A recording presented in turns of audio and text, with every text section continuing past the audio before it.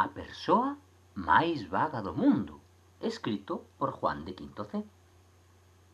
Había unha vez unha persoa que era a máis vaga do mundo. Sempre estaba tirada no sofá. Os seus amigos dicíanlle: «Imos facer deporte, veste?» El dicíalle: «Hoxe non, que estou canso». A súa nai dicíalle: «Tes que facer a colada». El contestaba: «Hoxe non, que estou canso». O seu pai dicíalle: «Imos dar un paseo». El respondíalle: «Hoxe non, que estou canso». Ata que un día, mirando a televisión, deuse conta de que, se seguía así, non ía facer nada ca súa vida. Así que foi buscar os seus amigos para facer deporte. E sabedes que? Dixéronlle: «Hoxe non, que estamos cansos». Conto contado, conto rematado.